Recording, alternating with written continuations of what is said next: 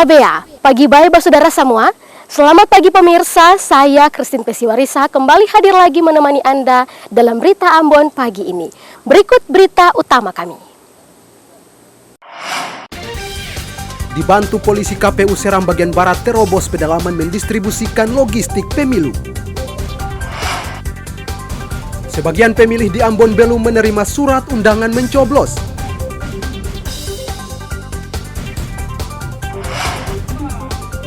Rumah kosong di Ambon terbakar.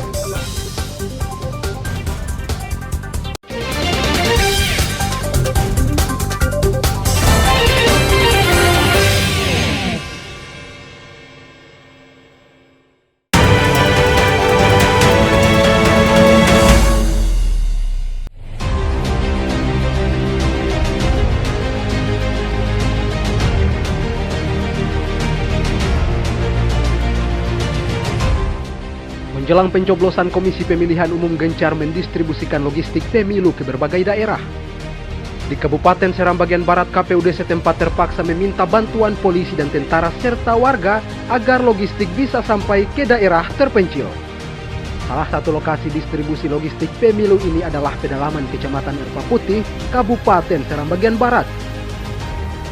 Pendistribusian logistik pemilu di kawasan pedalaman Kecamatan Erpa Putih cukup berat, sebab jaraknya cukup jauh dari pusat kota dengan medannya cukup berat.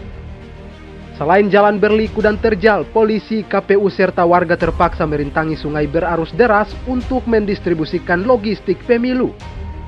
Dengan kerja keras ini, puluhan logistik pemilu akhirnya sampai ke tujuan, yakni Desa Ahiolo, Desa Watui, Desa Huku Kecil, Desa Abio, Desa Sumeit Pasinaro, Kecamatan Erpa Putih, Kabupaten Seram bagian Barat.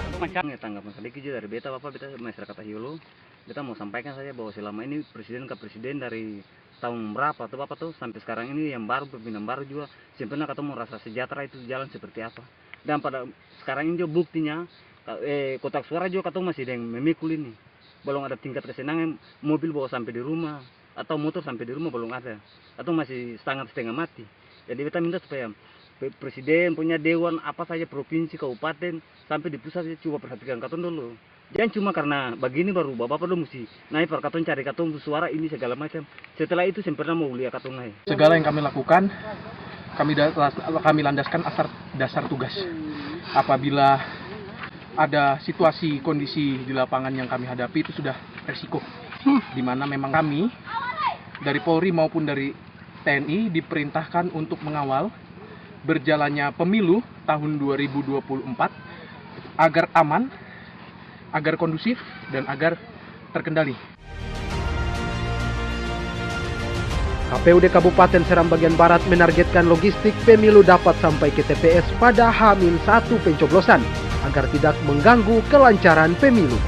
Tim Liputan melaporkan dari Seram bagian Barat.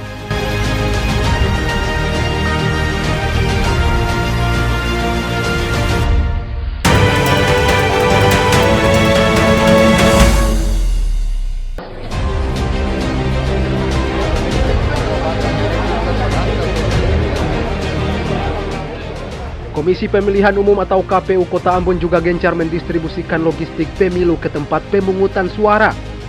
Guna kelancaran pendistribusian, KPU Kota Ambon dibantu personel Polresta Kota Ambon. KPU bekerjasama dengan kantor jadi bersama perangkat KPU di tingkat kecamatan, kemudian tingkat desa, PPS, kemudian nanti sampai dengan TPS itu bersama dengan teman-teman KPPS tentunya. Di Kabupaten Buru, petugas berjibaku dengan beratnya medan agar logistik pemilu bisa sampai ke tujuan, tak terkecuali KPU Kabupaten Kepulauan Aru. Rusaknya akses jalan menghambat proses pendistribusian sampai ke tujuan. Sementara di Kabupaten Seram bagian Timur, KPUD terpaksa mendistribusikan sebagian logistik pemilu dengan menggunakan perahu cepat melalui laut karena tidak bisa ditempuh melalui jalur darat. Tim Liputan melaporkan dari Ambon, Buru, dan Seram bagian Timur.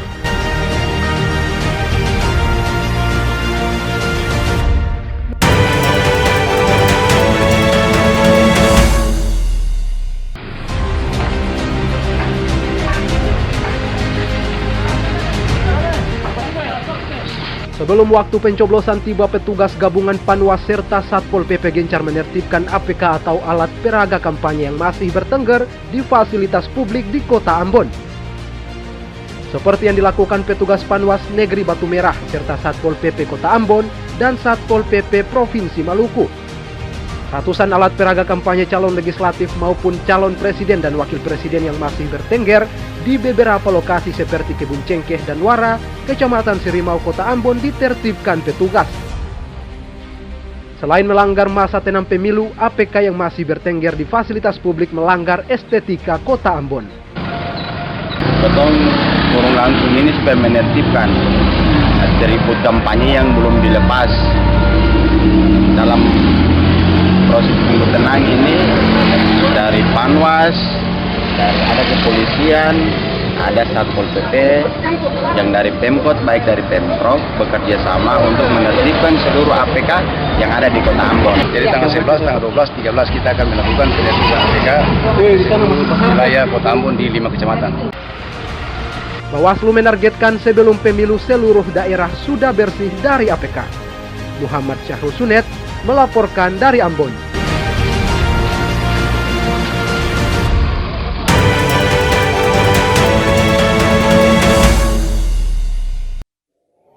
Akhirnya, hari pelaksanaan pemilu 2024 tiba.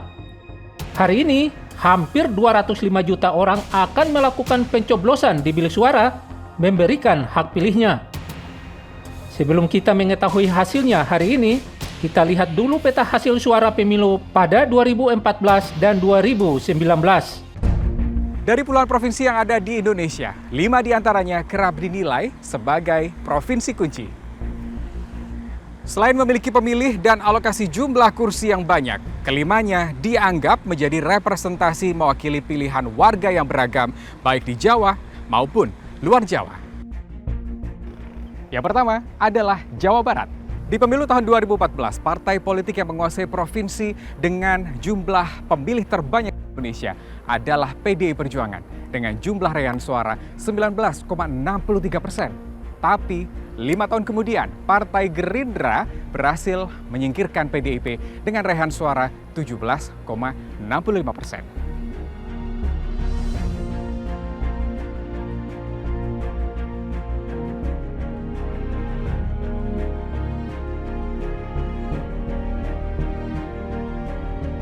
Provinsi dengan jumlah alokasi kursi terbanyak kedua adalah Jawa Timur. Di pemilu 2014, Jatim dikuasai oleh PDI Perjuangan dengan raihan suara 17,91%. Di 2019, ternyata Jawa Timur juga masih merah, bahkan dengan suara lebih banyak, yakni 19,41%.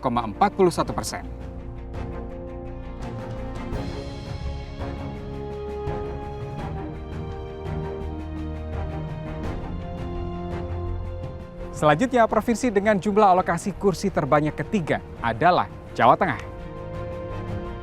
Tahun 2014, PDI Perjuangan juga menguasai Jawa Tengah dengan 24,40% suara. Nah, di 2019, ternyata hampir sama dengan Jawa Timur. PDIP berhasil memerahkan Jawa Tengah dengan raihan suara lebih banyak, yakni 29,56% suara. Di pemilu tahun 2014, Sumatera Utara menyumbang lebih banyak kursi legislatif bagi Partai Golkar dengan raihan suara 16,40%. Tapi di tahun 2019 digeser oleh PDI Perjuangan dengan raihan suara 20,72%. Dan ini Sulawesi Selatan di tahun 2014 yang ternyata masih menjadi masa berjayanya Partai Golkar dengan raihan suara 20,09%. Nah, bagaimana di tahun 2019? Ternyata Golkar masih berhasil menguningkan Sulawesi Selatan meski perolehan suaranya lebih sedikit, yakni 17,9%.